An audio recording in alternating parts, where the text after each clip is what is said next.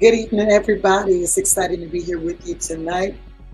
Got a little bit of voice left, so I'm going to probably not be on really long. I'm going to share what I came to share. I am really excited about being here with you tonight. This is day 7 of the Passover dimension, and we are in the actual, um, we got one more day. So we're in the last day of Feast of Unleavened Bread. Tomorrow is the first fruits, right? So we're going to be having some conversations about that. And so what we've been looking at this whole time, we've been looking at Passover, which was the hour of our Savior's death, right? This Feast of Unleavened Bread has been the burial portion, right? Just the representation of that burial. And tomorrow, that waving of the first fruits is going to be the representation of the rise. And so in all of this, it's just exciting to just remember this time. Blessings to you, Elder. It's exciting to remember this time because it helps us to reflect on what the Master has done for us, what the Father's love did for us in the Master. You know, that he would send a son, that he would reset all things. You know, he had a plan in mind, and he already knew, you know, how things were going to go. He's not confused or shocked by anything that takes place, but he has a plan.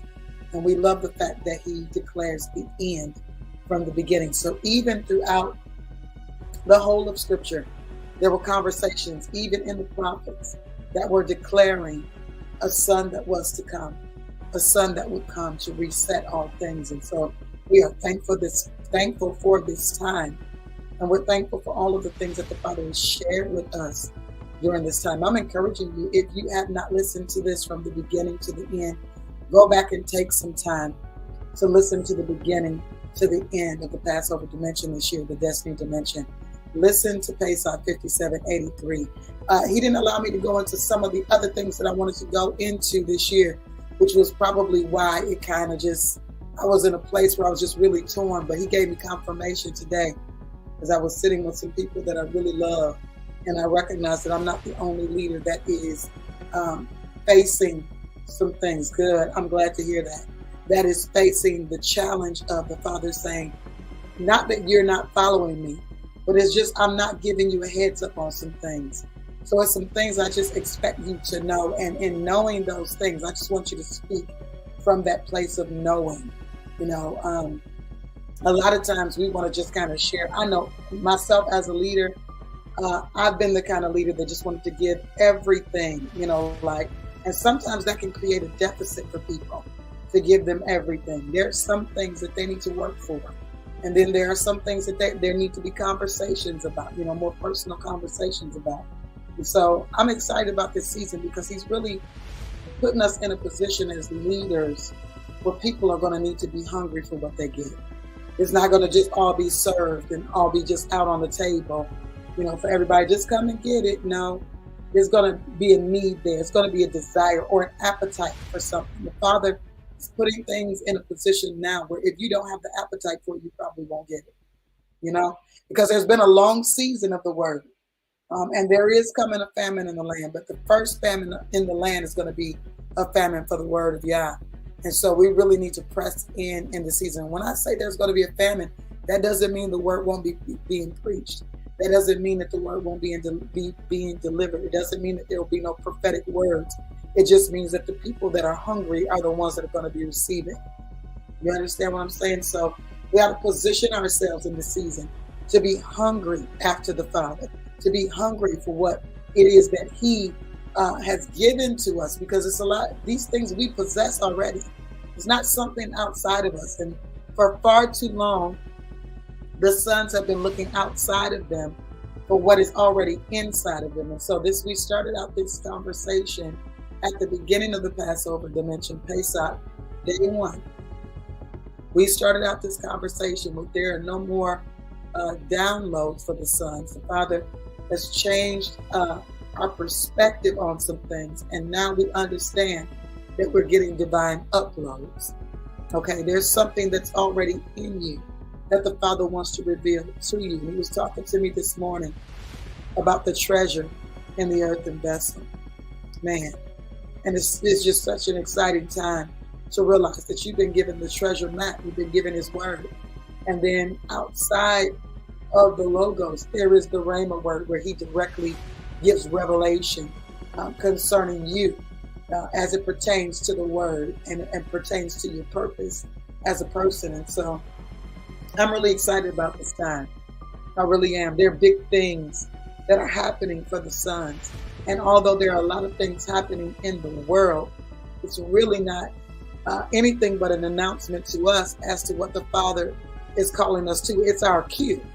So it's like almost being in a rehearsal, almost being in a rehearsal and knowing your lines and knowing all those things. And then on cue, on the night of the show, you know what to do. And so this is basically where we are. We're waiting for cue. That's what we're doing. We're waiting for the cue. And so I encourage you in this season to really get in the word, to really immerse yourself in the word, not just random books, not just randomly picking things, but go back through it. Go back through it. Read it over again. Now, there may be some things that he highlights for you, and as he's highlighting those things, you still need to be reading it throughout, reading the whole book, because that's what the test is going to be on. The test is going to be on what you know, on what you should know in this season, right? And if you fail the test, it's not because it wasn't an open book test. It's just because you were refusing to read what was in the book. You understand what I'm saying? So I'm excited to be here with you tonight. This is Apostle Crystal Lee. I am the chief servant of the congregation. It's our mission, his mandate. And so I'm excited about what is being done, even with us, that's new. I'm excited about that. And I'm looking forward to all of the things that are going to come out of what the Father has spoken to us in these previous seasons. All of these words are now coming to life. They're all coming to life. He's really taken us through some processes. He's taken us through some processes where we had to cut some things off, where we were cutting some things off. So you're going to see some changes. You're going to begin to make some changes in your life. There'll be some things that are just almost second nature to you, that you begin to start moving a certain way. And don't question yourself when you begin to start moving in that certain way, because if you're a son, the steps of good men are ordered by him. Now, our steps are ordered by our Father, so you don't have to really question, why am I moving this way? If you are a good man, meaning you're a godly man, meaning you're a son of YAH, then your steps are being ordered. Now, you know good and well if you're not. Don't say you're just doing stuff out here in these streets and you could just do whatever and then attribute it to him. No. I'm talking specifically to sons of YAH who understand their shepherd's voice. And as he's moving us around, placing us in different parts of the regions, placing us in different states to do different works, and allowing us to become partners and to help establish some works in places, don't question it. Just go with what the Father is saying, because the blessing, as we have learned this week, like we learn every year, but the Father has really been impressing upon us in this season that the blessing that we're expecting is in our obedience. The blessing that you're looking for is directly connected to your ability to be able to hear and to adhere to what the Father is saying in this season. It's not enough to just do what you think is right. But it's what he's looking for is us doing what he thinks is right, what he sees is right, because it's a lot of that in the land where people are feeling like, I did my duty. I went to church this morning, or I went to Bible study. I did praise team rehearsal. I'm doing all of these other little things that I'm doing that I think are the things that the Father is really looking for. No, those are just extensions of who you are. They're extensions of your service in the kingdom. But what he's looking for is your yes. What he's looking for is for you to partner with him in this season, to see about the people. What he's looking for is for you to understand, just like the woman, she wasn't a widow, but the woman that dealt with Elijah, she and her husband, they saw the man of God. She saw him first, and she said, listen, it's something different. It's something different going on here. And we need to make room. We need to make space for this leader. We need to make sure that this leader has a space where he can go, where he can, just kind of go and refresh himself. If I'm not mistaken, the widow woman who was thinking about just making the last of the meal and the oil, making a cake for herself and her son, and just dying. And the prophet said, make mine first. She even set up a space. So I believe what the Father is doing in this season is he's really causing people to be concerned about authentic leadership, because far too long, authentic leadership has suffered while people have paved the way for prostituting prophets. Yeah, I'm saying that tonight. While people have paid the way, paid the tab for the whoremongering leader. Couldn't even get it out of my mouth. People are lavishing all this stuff on the leaders that are not feeding, while those that feed have need. I believe that the tables are turning in this season. I believe the tables are turning, and those leaders who have been able to stand and withstand the seasons of testing, the seasons of trying, we're going to turn out to be pure gold.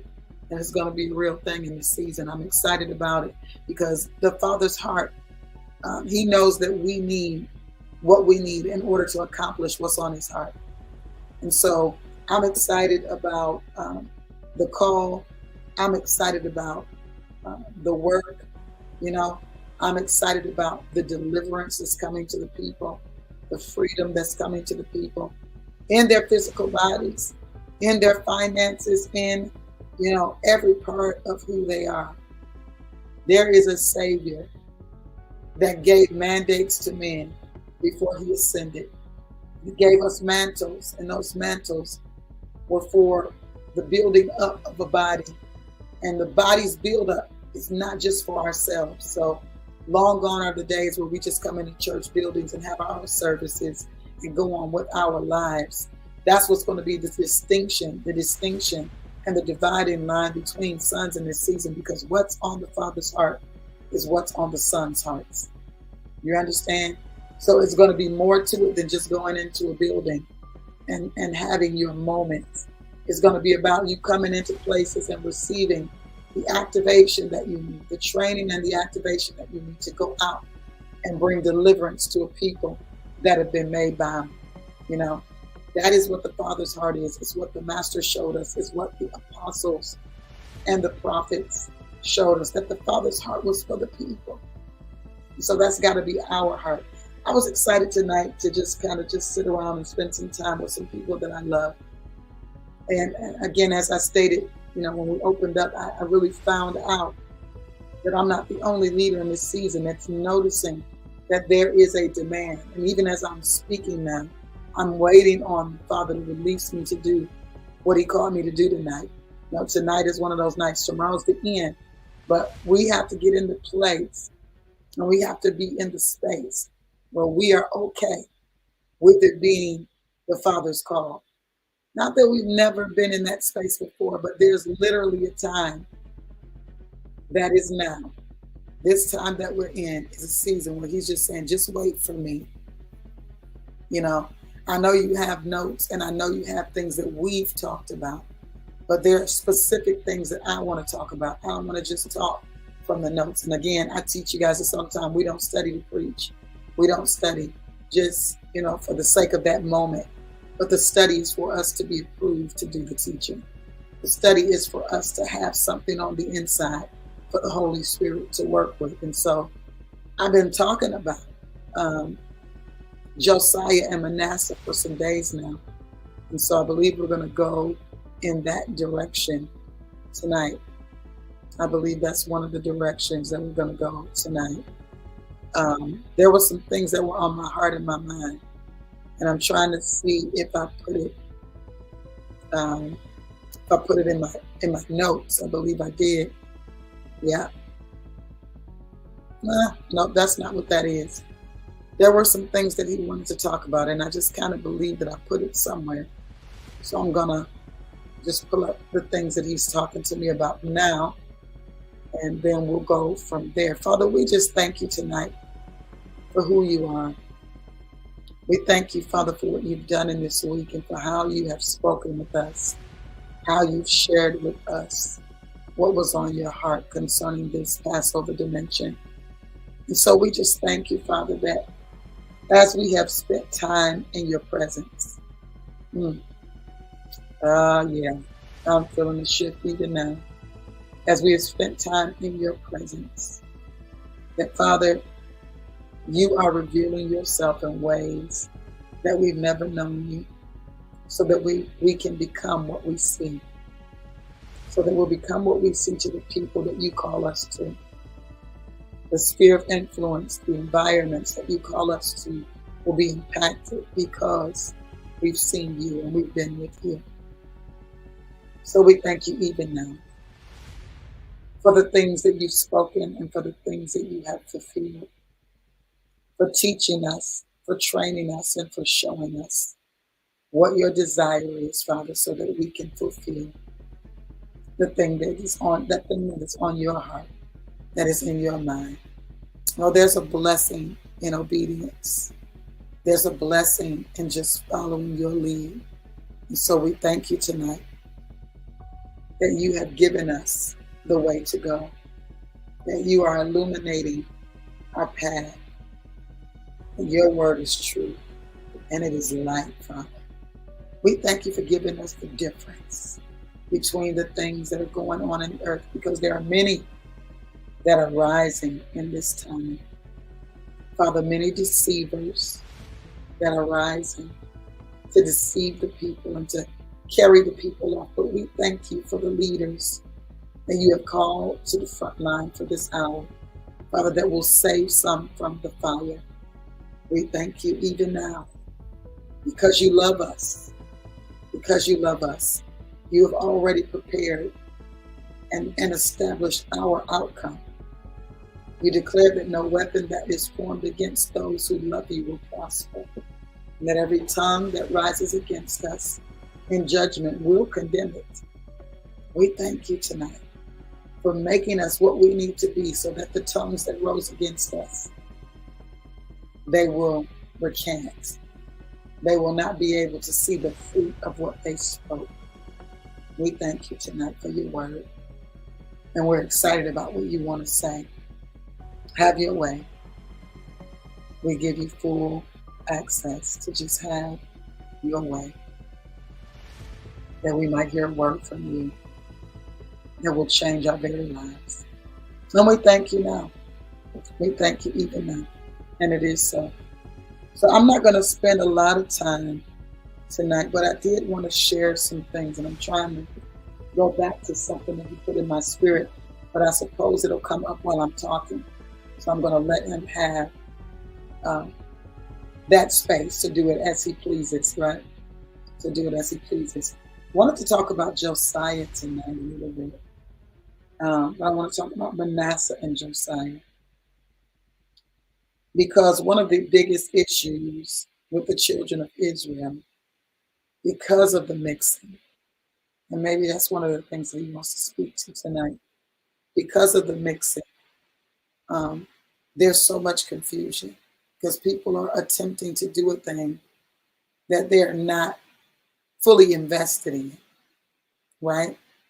And so the mixing, dealing with the idolatry, dealing with the idols, the things that we establish in our own lives, as we're establishing the various things, even based on relationships or whatever, things that have been attached to us, or we've been attached to them in some way, and we've picked up things along the way. I believe that this is an hour of shedding. I believe that this hour has been about the eagle on the mountain. That eagle flies and he soars and he does all of the things that seem impossible, and he sees, and all of these things are a thing for that eagle. But even the eagle goes through a season of humility, of humbling. The eagle goes through a season of humbling, and not that the eagle, even as I'm referring to us as eagles, we live in a humble place if we're sons. It's not my point. My point tonight is that the Father will take a thing that is glorious, that is seen with much glory, and begin to humble it, right? To begin to put it in a place where it has to be reset, where it has to be refreshed. And so what the eagle does, and I've heard this word several times, even as it pertains to myself over the last 6 months, I've heard this word several times. And so I want to share it with you because I believe it's a part of your journey in this season.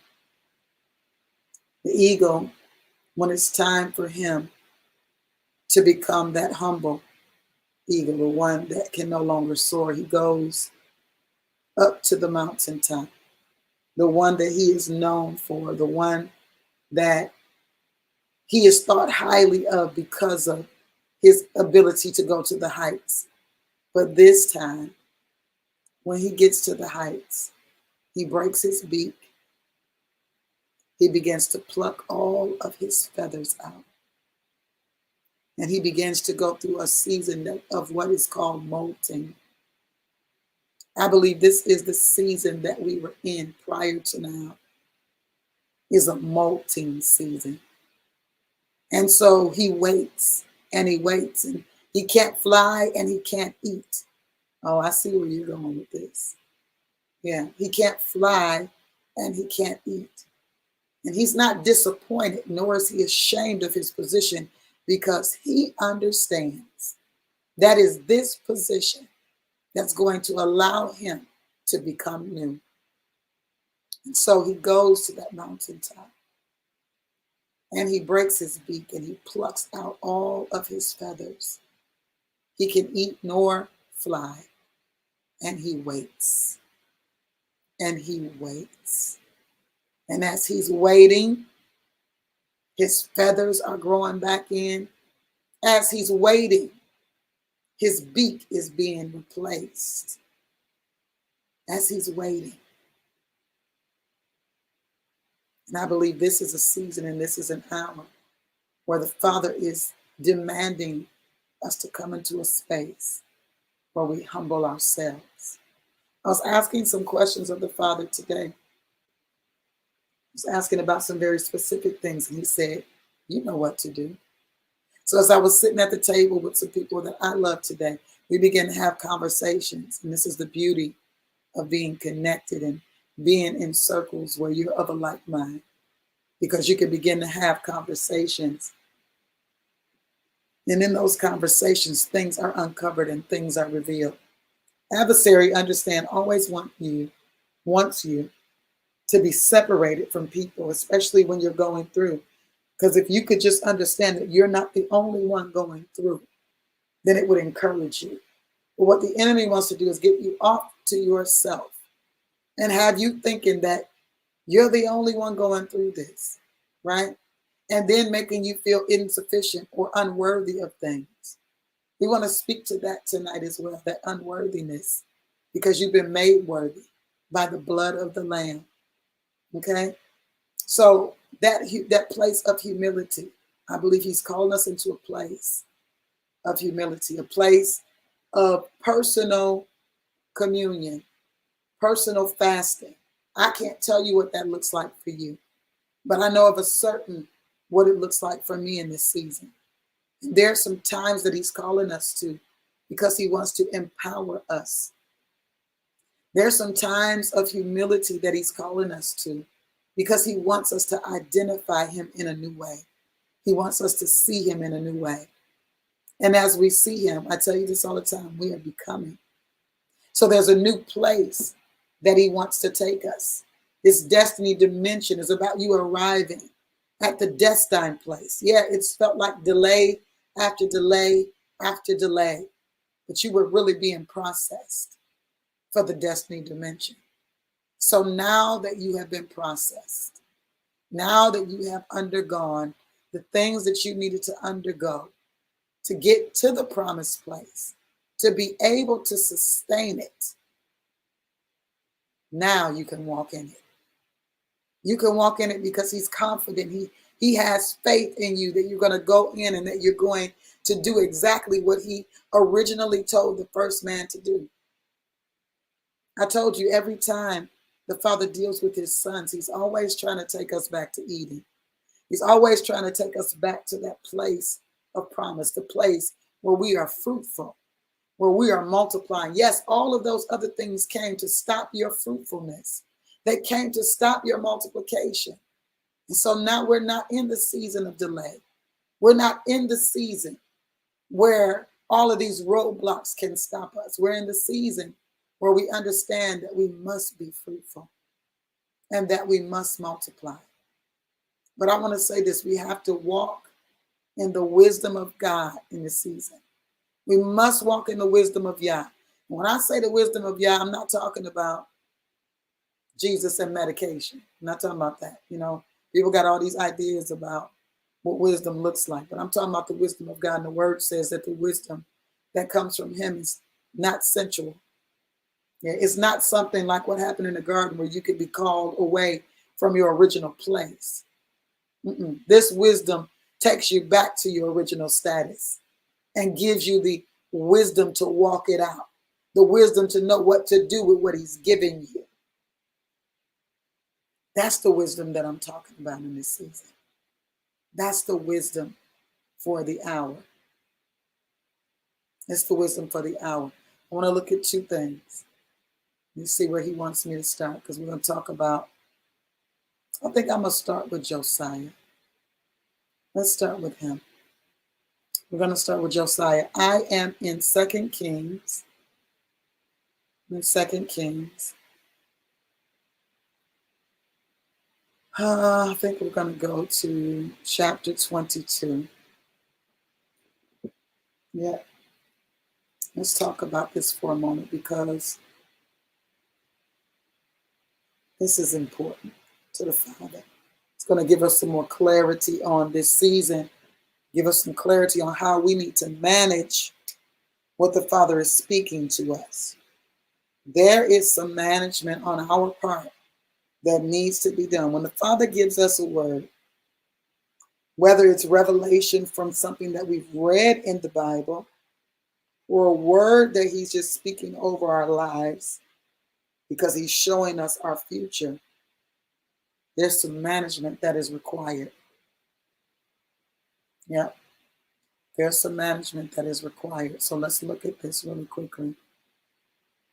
It says here in 2 Kings chapter 22, Josiah was 8 years old, and I'm reading from the LEB. I wonder, should I just, no, I'll just stay here. I'll stay here. I'm reading from the Lexham English Bible, the LEB, and that simply just contains translation of the original languages. This is not a transliteration, meaning it puts its own emotions and feelings in something. It's a literal translation. It just has a more readable English, a little more smooth, right? And it kind of maintains the authenticity of the names. So Josiah was 8 years old when he began to reign, and he reigned 31 years in Jerusalem. The name of his mother was Jedidah, the daughter of Adiah from Bosca. He did right in the eyes of Yah. He did right. Now you got to go back and read Kings, because there were a lot of kings who did not do right, and they were supposed to be representations of leadership over his kingdom, and they did not do right. But this king did right in the eyes of Yah, and he walked in all of the way of David, his ancestor. You know, we've been talking a little bit about those altars and how the previous altar impacts your life. You know, if you so choose to live in that same dedication, then that previous altar is going to impact you. It's going to make way for you, right? It says, and he did not turn aside to the right or to the left. He stayed the course that he was made aware of concerning his father David, right?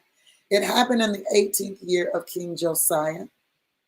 The king sent word to Shaphan, the son of Azaliah, the son of Meshullam, the secretary of the temple of Yah, saying, go up to Hilkiah the high priest, and let them count the money being brought to the temple of Yah, that the keepers of the threshold have collected from the people. Now, they are collecting money because there needs to be a rebuilding of the temple.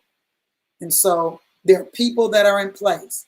As I'm walking through here, I'm going to be sharing some things because these are going to be some dynamics that are going to be keys for leadership in the season, right? There are people that have their rightful place, okay? And so this leader is not having to do it all. He's got people that are in place, the secretary of the temple, right? He's got the high priest is there, okay? And then we got these people that were the keepers of the threshold, okay? And that's the threshold of the temple. They had collected money from the people and let them give it into the hand of those appointed doers of the work at the temple of Yah. And look at this, we still got more people. Now we got the people that are appointed to do the work. So there's a whole chain of command here. And when we follow the chain of command, something that happens with that. If you look at Genesis 11, you notice that following the chain of command and everybody being with one accord, everybody being on the same page, of the same mind. Same thing that happened in the upper room in Acts, right? And we're coming up to Pentecost after this festival. Pentecost is next, right? But it's something about that unity that created an environment for things to just get done, right? It says in verse 5, and let them give it into the hand of those appointed doers of the work at the temple of Yah. Let them give it to the temple. Oh, here we go. Let them give it to the doers of the work who are at the temple of Yah to repair the breach of the temple. So we understand that there's some repairing that's going on concerning our temples. And we're literally here. I'm literally teaching and training a physical and spiritual wellness intensive right now, right in this season. I believe that the Father's desire for his sons is that we be repaired. And the work has already been established. We just have to be the doers of the work. We have to collect that thing that is needful for our temples to be whole, for there to be no breach. But this is going to take commitment. This is going to take commitment on another level than what we've been used to. Yeah, some things came easier in other seasons, right? But in this season, the Father is saying, you're going to work for it, because once you work for something and you possess it, right, you have a different respect for it. You have a different honor for what you work for that you possess than what someone just gave you. So in another season, it might have been easier for things to come to you. It might have been easier for you to access certain things. But in this season, the Father's saying, no, I'm going to make you work just a little bit. I'm going to make you work with me to get it done, right? We're going to work together to get it done. Don't expect for it to just be given. Work for it, right?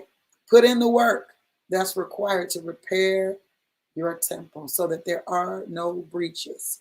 Begin to do the work for your family. And Elder knows, she's on the line tonight. She knows that when I get in this mode, it's something coming. Do the work concerning your family. Make sure that your family, that their temple is in order. Make sure, because something is coming. But the Father's given us a window to repair some things, right? Verse 6, to the skilled craftsmen, to the builders, to the masons, and to buy timber and hewing stones to repair the temple. So while I'm reading through that, I know that there are a lot of people who do secret society things, but I'm telling you, those things are diabolic. And darkness always takes a note out of the Father's playbook and tries to create something from it. So when this thing is talking about masons, it's literally talking about masonry, like the actual builders of things, not an organization. So if you pass by that and say, oh yeah, my people was masons, and yeah, I had people in my family that were along those lines too, but that's not the kingdom. It's not the kingdom of YAH. That's a whole other situation. So I just wanted to make it clear that that's not what that's talking about. Okay. And to buy timber and hewing stones to repair the temple. Only the money being given to them is not to be accounted for by them, for they are dealing with honesty. Okay. Now I want to read on down because this is the parts that I want to get to. Then Hilkiah the high priest said to Shaphan the secretary, I have found the scroll of the Torah in the temple of Yah. And I love the way it reads in the King James. In the King James, it says, I have found the book of the Lord in the house of the Lord. So look at this. The temple is torn down. It needs to be repaired. But they've left the book in the temple. They're not even reading the book. And this is the climate of the world that we live in today. Because if they were reading the book, it would be some things we don't debate over. You know, I don't debate about same-sex marriages. You know why? Because what the Father created was covenants. So I don't have to argue over that, because what they're talking about is completely different than what the Father ordained. What the Father established was not marriage. It was covenant. And I know people like to make, things sound the same, or make them similar definitions. It's a lot of that, but that's not the same thing. Neither does the Father deal necessarily in gender, even though we use terms like that. No, that's not a thing. Gender is something that people can change, but your sex, your sexual orientation, I don't care how many things you change on the outside.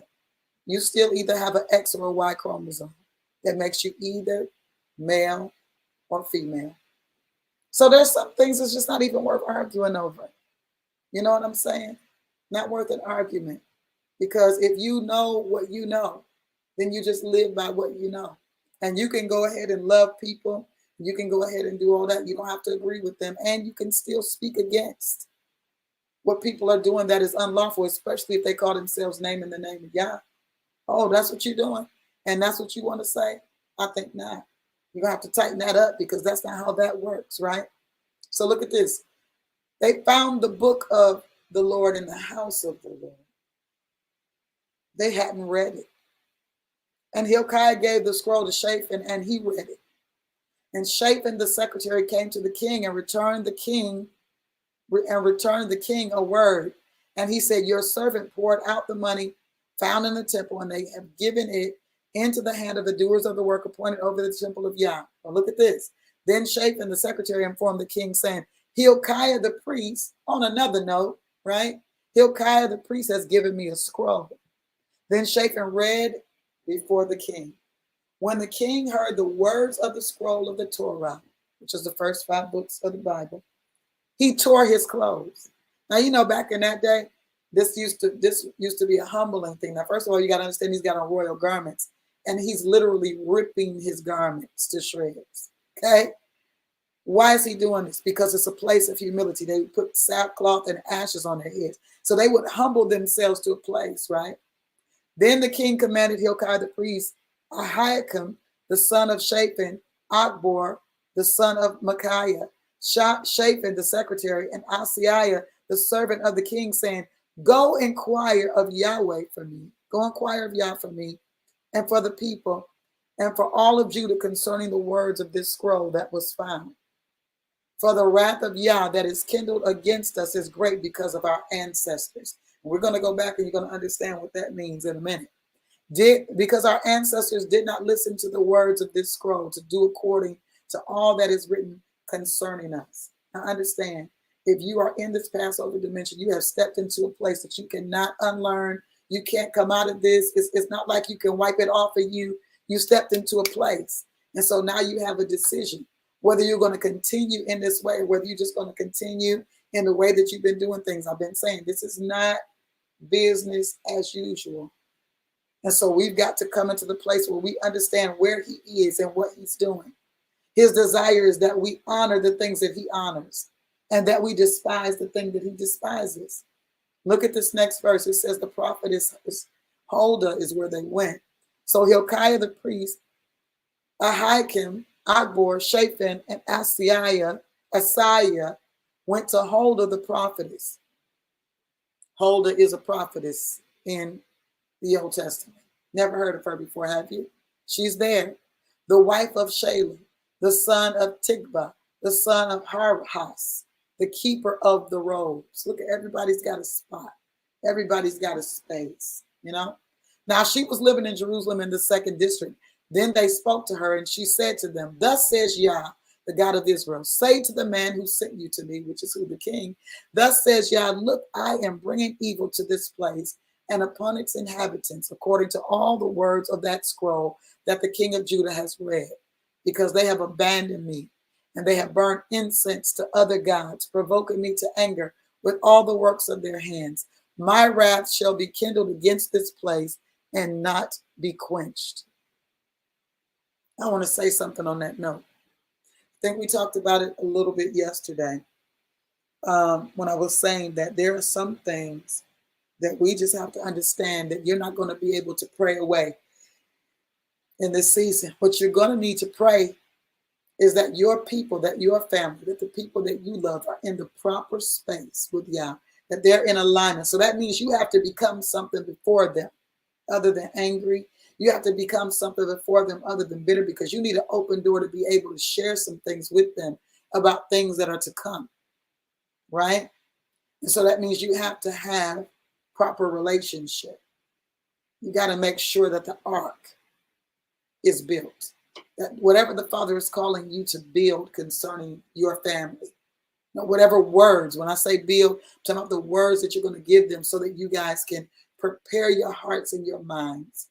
Because we don't have to go running and finding things and hiding and all of that, because the Father takes care of his. But there are things that we must have conversations about to be prepared for the things that are to come, so that we make sure that people are in their proper spaces as it pertains to the things that are coming. He said, my anger is not going to be quenched. So when you look up and you see the chemtrails and you see all of these different things that wicked men are doing in the earth, understand they're not doing these things, even though they think they are doing it by themselves, even though they think, right, that they're doing what's right by what they want to do because of what they want, but they don't know that they're being used, that there are vials, and that there are seals, and that there are trumpets, that the heavens must release in order for us to gain the kingdom back. That's what it's all about.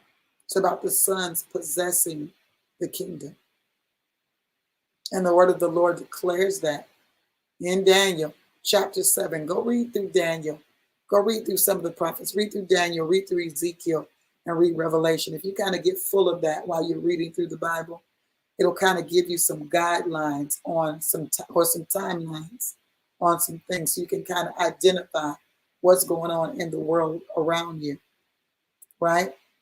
Because sometimes people are going to just kind of pray against things, but I'm going to show you something in this reading tonight that the Father wants to express to the Son, so that while you're in the place of intercession, you understand what you should be interceding for. And it's not some of the things that you've thought that you need to be interceding for. Or we want to come against the things once we hear something on the news. Oh, I'll come against that. Okay, that sounds good, but if it's something that must happen, the Bible talks about these things must be, and then the end will come, right? So there's some things that must be. So we've got to position ourselves to know what the Father desires in this season and how he desires us to function in the earth, because darkness is a platform for light. And if darkness is looking like it's prevailing, it means that you need to rise as a sun. Rise and shine, for your light has come, right? And the glory of Yah has risen upon you. That's a real word, and it's a real work. Look at this. It says, verse 18, I'm in 2 Kings 22:18. And to the king of Judah, who sent all of you to inquire of Yah, thus you shall say to him, thus says Yah, the God of Israel, concerning the words that you have heard, because you have a responsive heart. Ooh-wee. I want you to see this.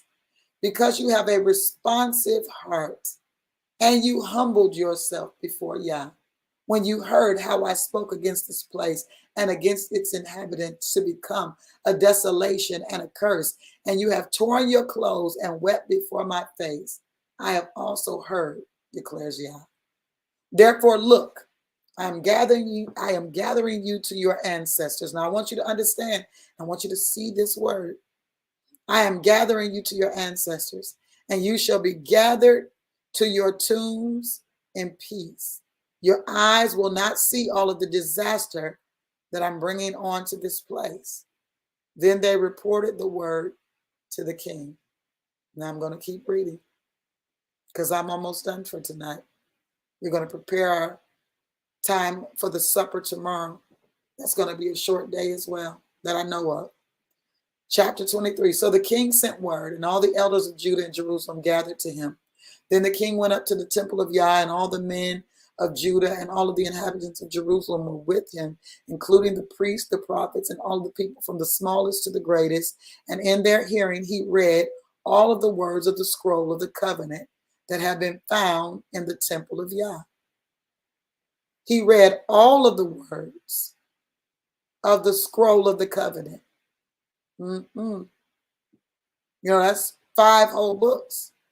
Then the king stood by the pillar, and he made a covenant before YAH to go after YAH and to keep his commands and his warnings and his statutes with all of his heart, with all of his soul, to keep the words of this covenant written on this scroll. Then all of the people joined in the covenant. Look at this.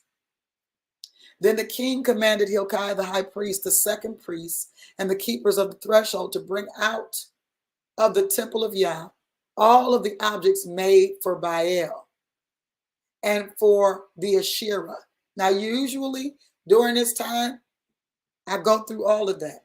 And you guys, I'm going to post up videos from back in the day. So if you're watching this video and you want to go back to some former stuff, I have talked about this for years. One of my elders is on here. Elder Vicky has been with me for over 7 years. She knows that every year around this time, I begin to start talking about the pagan pageantry of the various holidays. And I begin to release what the Father is saying about those things.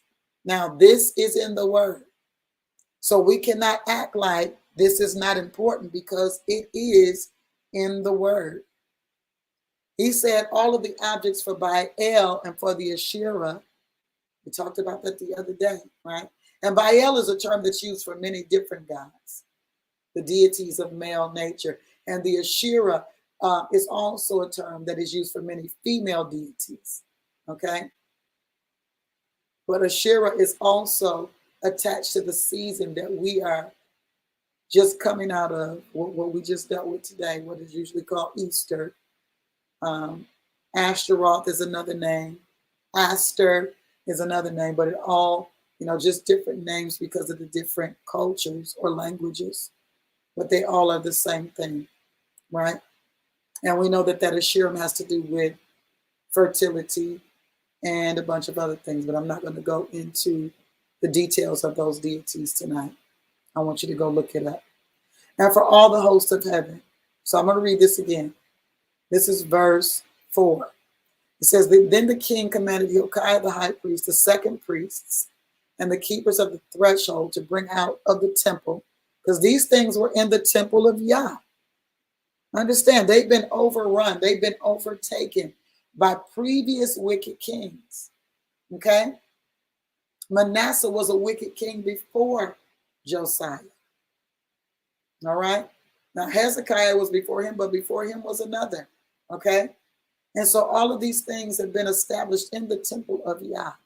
This is the season that we're in. We're looking at things that is being established, things that are of idolatrous nature that are being established in the temple of YAH.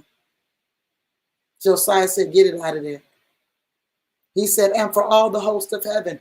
Now that's a whole nother conversation in and of itself, because there are angelic agencies that are diabolic in nature.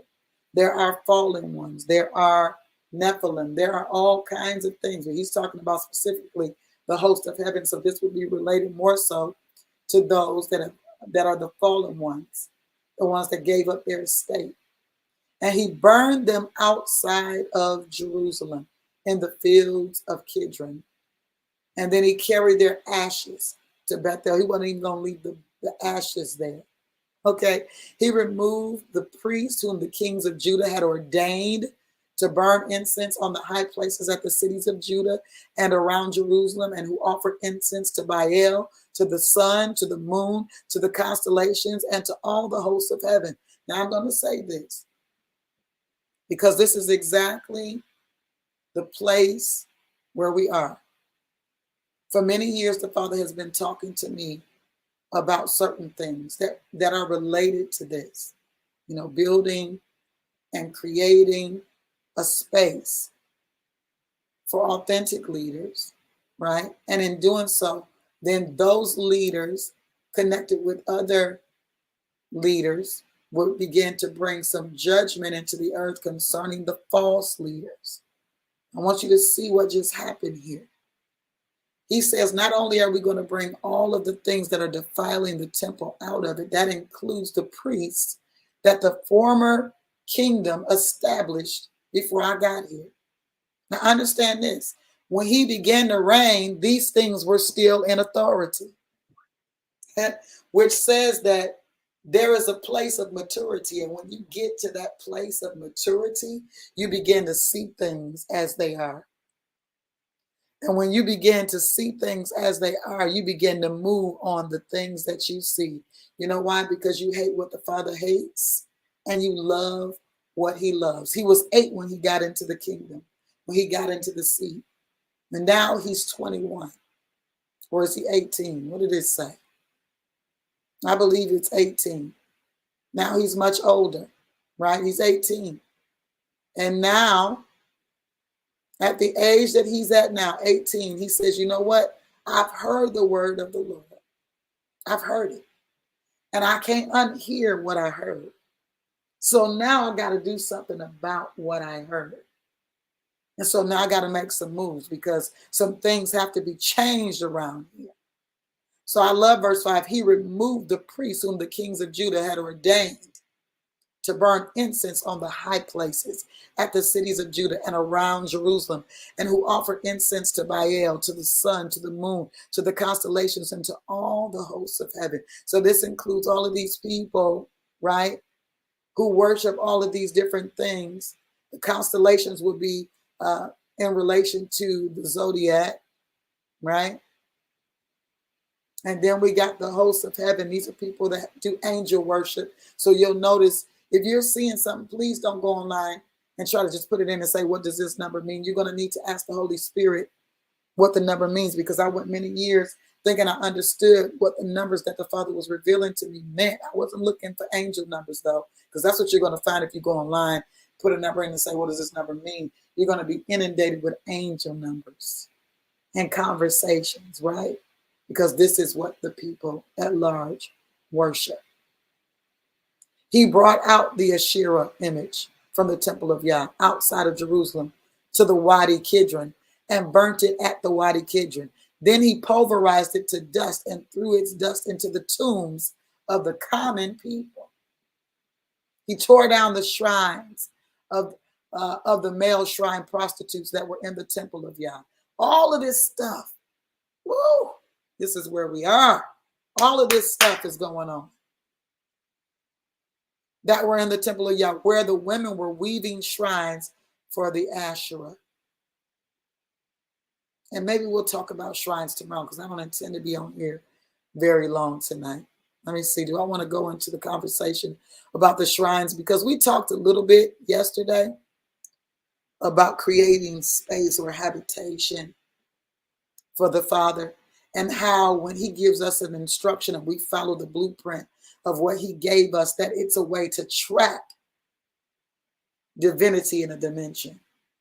And this is how when Balaam looked over onto the camp, he began to see the shape and the form, whatever, how they had been laid out, whatever that pattern looked like. And then he saw the fire of Yah issuing from the heavens to the altar. And then I'm sure he saw angelic activity because the angels surround the throne, right? And so because this dimension is made to look like the dimension that they live in, it's easy for them to come in and out of it. And this is why we saw Jacob in that space where the angels were ascending and descending. because an altar had been established. And so they felt comfortable in that region, in that place. So this is why people set up shrines, because they were trying to trap the deity or create a space for the deity to come in and to operate. Then he brought all of the priests from the cities of Judah and defiled the high places where the priests from Geba up to Beersheba burned incense. He tore down the high places of the gates, which were at the entrance of the gate of Joshua, the governor of the city, which were on the left of each gate of the city. However, the priests of the high places did not come up to the altar of Yah in Jerusalem, but they ate unleavened bread, in the midst of their relatives. That's rough right there. Okay. However, the priests of the high places did not come up to the altar of Yah in Jerusalem, but they ate unleavened bread in the midst of their relatives. He defiled the Tophet, which is in the valley of Ben Hinnom, to prevent anyone causing his sons or daughters to pass through the fire of Molech. So what is he doing? He's doing like his father does. What did the father do to Egypt? He spoiled the Egyptians. He embarrassed their gods. He dealt with their gods. And what was he always after? The gods of the people, because he's a jealous God. He is Yakana. He's a jealous God. He does not desire to share his sons. He kept the horses that the kings of Judah had dedicated to the sun from coming to the temple of Yah at the side room of Nathan Melech, the eunuch, which was in the court. And the chariots of the sun he burned with fire. The altars that were on the roof of the upper room of Ahaz, which the kings of Judah had made, and the altars which Manasseh had made in the two courtyards of the temple of Yah. The king tore down and ran from there and threw their ashes into the Wadi Kidron. The high places that were east of Jerusalem, which were on the south of the mountain of destruction, which Solomon, king of Israel, had built for Ashtaroth. Look at that. The abomination of the Sidonians, and for Chemosh, the abomination of Moab, and for Milcom, the detestable thing of the Ammonites, the king defiled. He also broke into pieces the stone pillars and cut down the Asherah poles and covered their sites with human bones. Moreover, the altar was in Bethel, the high place which Jeroboam, which he was foul. Look up King Jeroboam. He started all this nonsense in the kingdom and with the kingship. Jeroboam, the son of Nebat, and of course, Jeroboam got his plays from Nimrod. The son of Nebat, who had caused Israel to sin, had built even that altar in the high places Josiah tore down.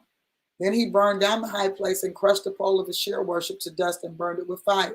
When Josiah turned and saw the tombs which were there on the hill, he sent and took the bones from the tombs and burned them on the altar.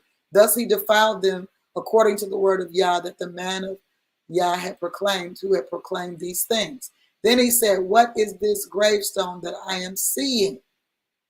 The men of the city said to him, "This is the tomb of the man of God who came from Judah and proclaimed these things that you have done against the altar of Bethel." So Josiah said, "Let him rest and let no man move his bones." So they left his bones undisturbed with the bones of the prophet who had come from Samaria. Moreover, all of the shrines of the high places which were in the towns of Samaria, which the kings of Israel had made to provoke Yah, Josiah removed, and he did to them like all of the deeds he had done in Bethel. Then he slaughtered all of the priests of the high places who were there on the altars, and he burned the bones of the humans on them. Then he returned to Jerusalem. I hope you're able to see what's really going on here and what the Father is really after in this season. He's after vengeance concerning the things that have been defiled. He's in a place, right? Okay, so let's read.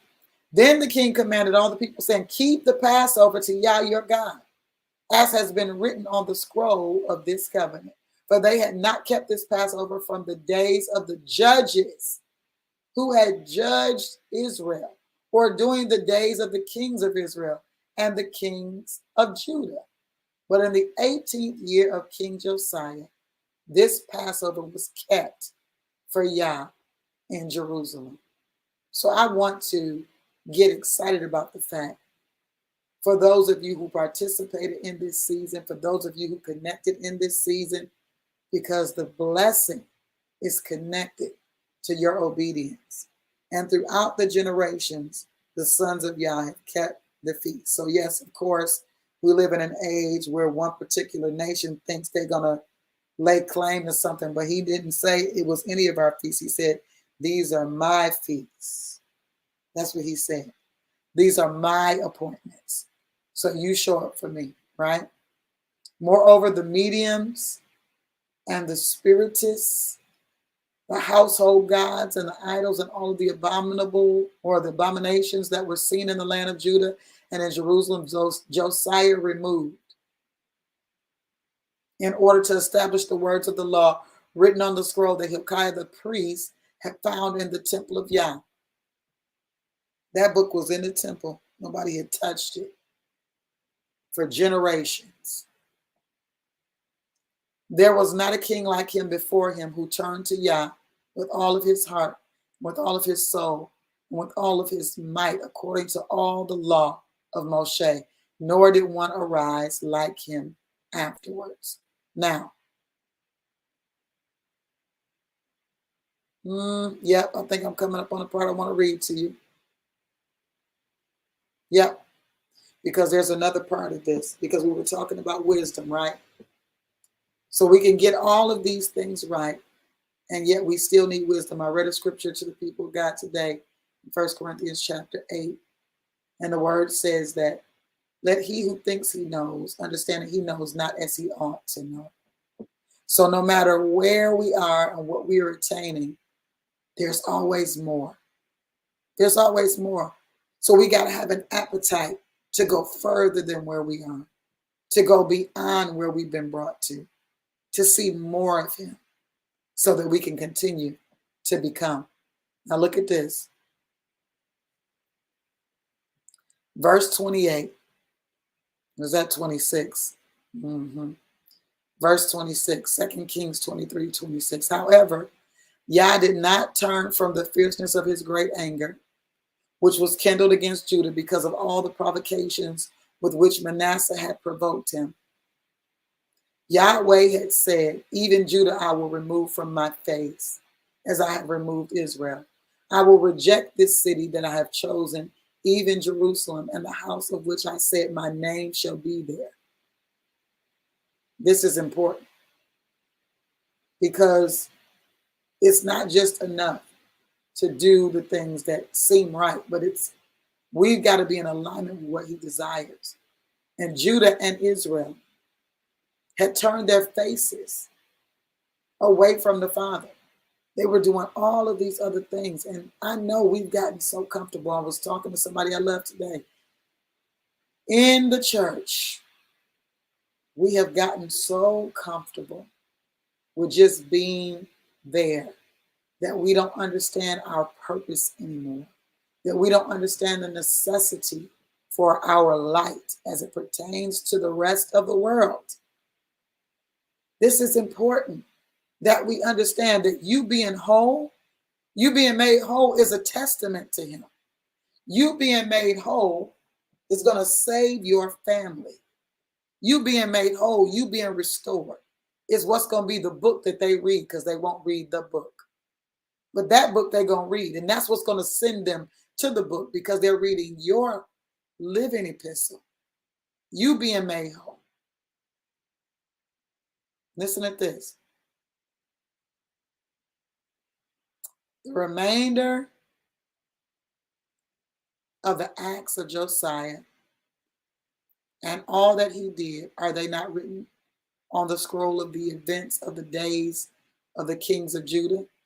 In his days, Pharaoh Necho, king of Egypt, went up against the king of Assyria at the Euphrates River. King Josiah went up to meet him, and he killed him at Megiddo as soon as he saw him. So his servants drove him dead in a chariot from Megiddo, and they brought him to Jerusalem and buried him in his tomb. Then the people of the land took Jehoahaz, the son of Josiah, and anointed him and made him king in the place of his father. Now, I didn't read this because it's another passage that is related to this, and it's in 2 Chronicles So I'm going to go there really quickly. 2 Chronicles 35, starting at about verse 20. Okay, it gives a little bit more detail. And I wanted to read this particularly in the detail. Okay, it says in verse 20, I'm in 2 Chronicles 35:20. After all of this, Josiah had prepared for the temple, Necho, the king of Egypt, went up to make war at Carchemish of the Euphrates, and Josiah went up to meet him. And he sent messengers to him, saying, "What is there between us, O king of Judah? I am not against you yourself this day, but against the house making war against me." He's having a conversation with this young man, this 18-year-old, because he done came up to meet him, like, what's up, right? He said, "I don't have no beef with you. I came up here to deal with the people that are against me. I have no beef with you." And he said this to him: "Yah has commanded me to make haste. So stop opposing Yah, who is with me, that he will not destroy you." But Josiah did not turn his face from him, but he disguised himself to fight with him. He did not listen to the words of Necho from the mouth of Yah. And he went up to fight in the plain of Megiddo, and the archers shot King Josiah. Did you hear that? So even though we know all of the right things to do and the Father's revealed some things to us, we still have to have the wisdom for the season. Now, there was a prophetic word that already went forth concerning him, right? The prophetic word was that he was going to sleep with his fathers. In other words, you're not going to be left out. Because you were concerned about the things that concerned me, I'm concerned about you. But had he had the wisdom of that moment, he may have been able to identify and to hear what the Father was still saying. See, he was clear on the logos, but he was confused about the rhema, right? He was clear on the logos, the written word, but he was confused about the spoken word. This king had no beef with him. He was not fighting against him. He came to avenge himself of the people that were fighting against him. Okay? And King Josiah, in his young arrogance and ignorance, refused to hear what he was saying and lost his life. This is a really serious season. So I'm going to get off just with these things in mind. It's a very serious season. We need to be able to hear what the Father is saying. We need to be able to hear what Father is saying to us through his word, and to us, through us, and to us through other people. So knowing his voice is paramount in this season. Knowing his voice is paramount. The long gone are the days of saying something is him and it ain't him, and you walking through that process. That could be catastrophic. It could be catastrophic in this season.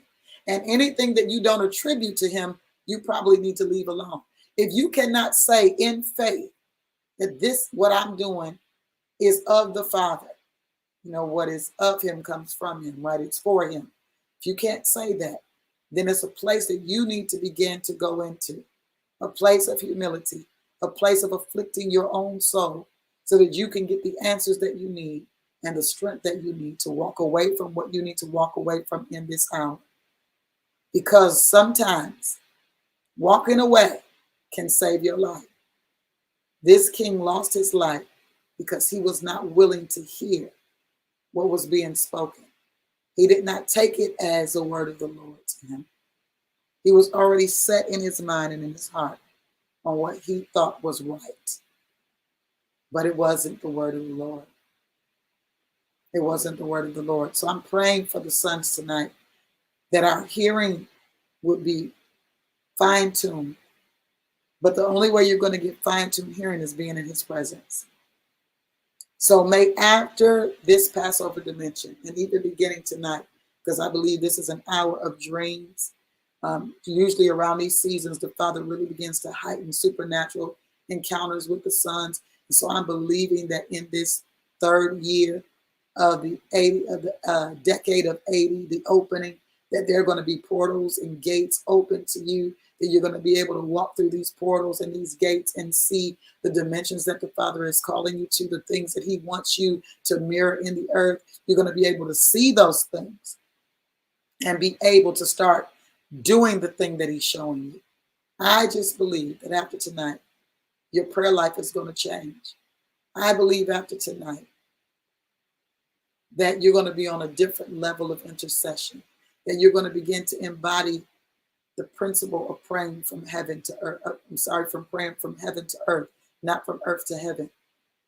I believe that in this season, you're going to begin to hear him in a new way. You're going to begin to hear him in a new way, because we need this. We need this. May your dream dimensions be open in this hour. May the Father reveal all that he desires to reveal to you for your purposes in this season. We're going to do the supper tomorrow, so get your utensils together for the supper tomorrow. Is going to be the last day. That is the waving of the sheaf, which denotes the first fruits of the season. And I'm believing, I heard somebody say it today. I was saying the same thing. Their end of Passover, the way they're celebrating it this year, is on Wednesday. But what I love about it is that both of us were in the same space. I just believe that before, and some things have already begun. They really have. Some things have already begun. But I believe that there's going to be such a dramatic happening, such dramatic glory by the end of this Passover. Something is getting ready to happen. Do you hear me? And no matter which way it comes, fear not. Because sometimes we think something getting ready to happen, and if it don't look like what we think it should look like, we automatically get into fear and get into these places of anxiety. But what I'm telling you is, no matter what happens at the end of this Passover, understand that because you have chosen to meet with him in an appointed time, and you have given yourself to this, that you are covered. Even as the children of Israel were certainly in Egypt, but they were covered from the final plagues because they understood the way of obedience. I love you guys. I appreciate you. I'm going to turn you loose tonight. Peace to your house. Listen, the body is not a me thing. It is a we thing. I appreciate you guys sticking with me the whole week again.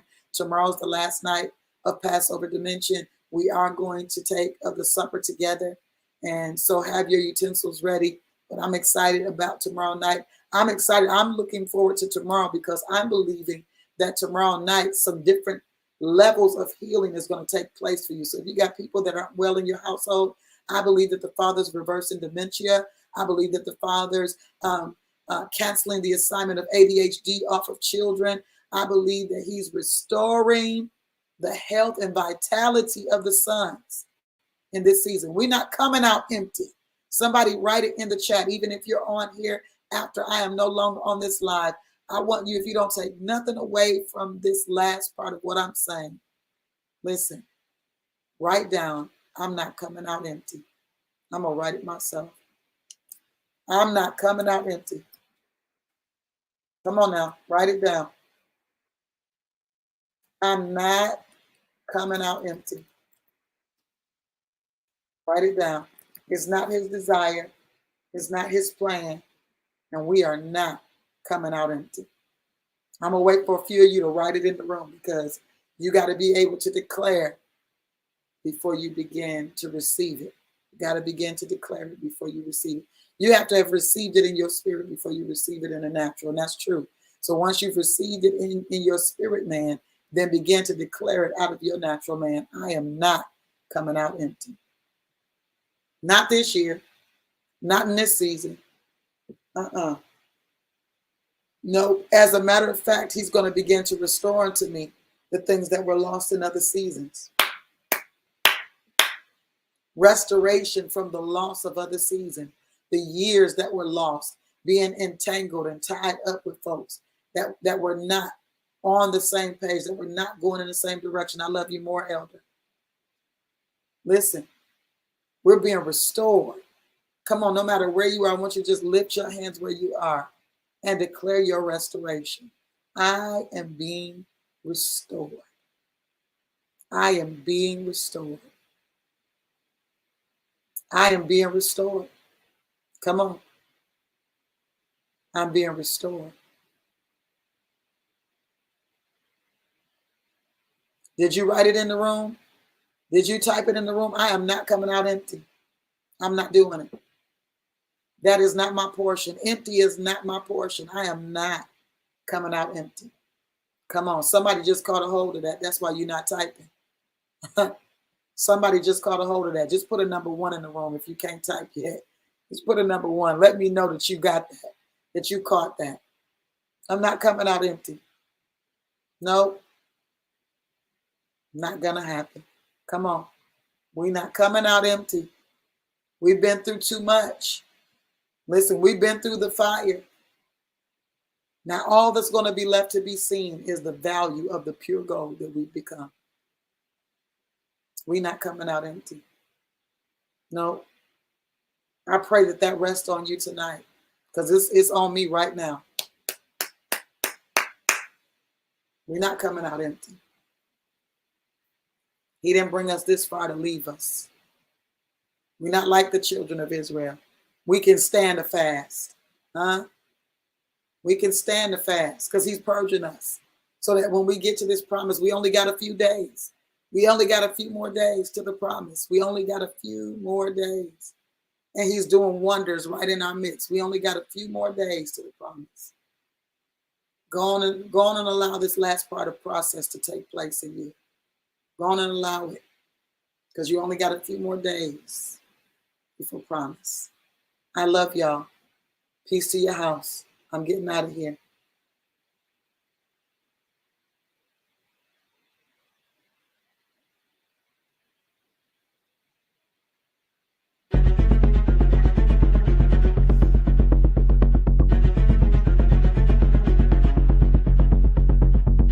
That's it, Elder.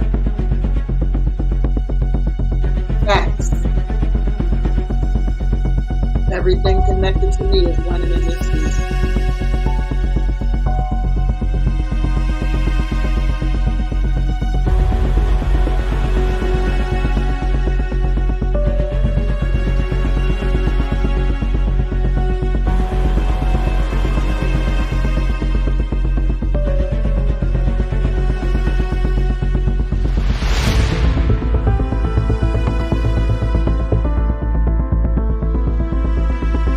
I don't have a womb for it. Womb. W-O-M-B, Elder.